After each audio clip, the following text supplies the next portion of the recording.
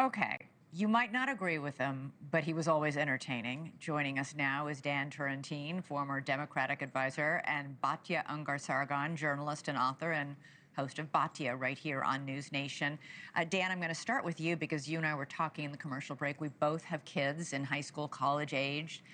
My sons have been texting and calling me all day. You've had the same reaction from your kids. Yeah, we have 4 boys between 16 and 11. They are Meaning he really, Charlie Kirk, had a huge connection with this huge. generation. They are totally apolitical. They're more into sports and other things. They all got out of school, turned their phones on, and texted, "Dad, did you hear Charlie Kirk was shot? Is he going to be okay?" I mean, I was taken aback. They all know who he is. They all watch his clips.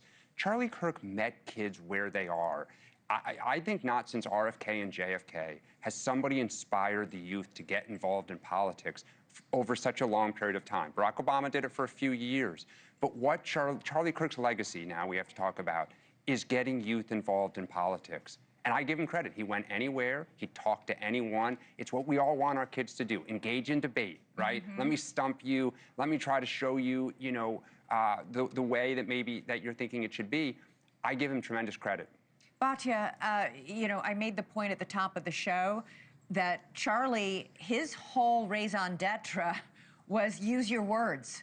As we tell our little kids, our toddlers, use your words. In other words, explain what you mean, defend your position. We played a montage there. It's a little bit, very much geared for his audience, which are young and at least in my household, largely male. But the point is, he was willing to do this, and what happened today goes just so counter to everything he stood for. Absolutely. He stood for open debate and dialogue, and he also stood for speaking the truth, even if it's hard to hear it and hard to say it. And I have to say, Elizabeth, the response from Democrats has been atrocious. You hear people saying over and over again, political violence must be condemned or has no place in America. Notice how this is in the passive tense, because they will not condemn it.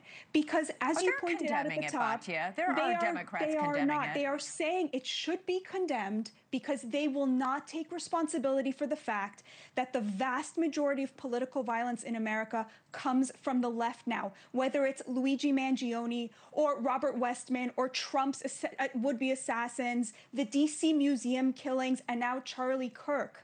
Democrats keep saying, let's come together and turn down the temperature. We can only come together if they tell the truth. It is coming from their side. They have to take responsibility for it because it is radicalizing to be told that you should not believe what you're seeing with your own eyes. We all see where it's coming from, and they are acting like this isn't the case. You cannot move on when people are lying to your face about where the political violence is coming from, and it is coming from the left.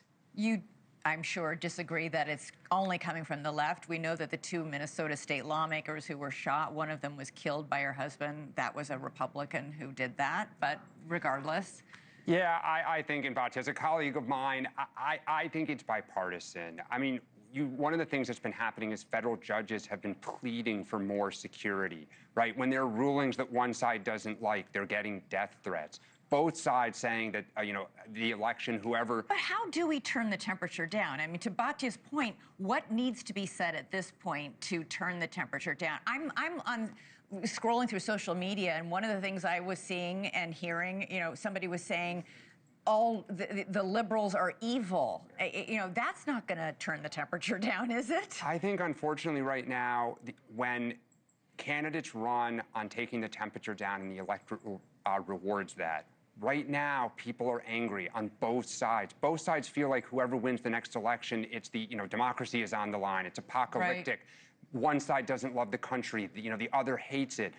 When a voter says, you know what, you're down the middle. You say Donald Trump's a good person, and he's done some stuff. He closed the southern border, but I disagree with him on Medicaid. When someone runs an ad saying, I'm gonna be a compromiser. I'm gonna get things done and give a little bit. All right, Batya, don't you agree that the temperature needs to come down on both sides of the aisle here? I totally do. I was watching earlier, and Senator Marshall was on, and he was saying he's looking in the mirror at how he can be better, right? Even though he's on the same side as Charlie. I love that. My heart beats for that kind of unification.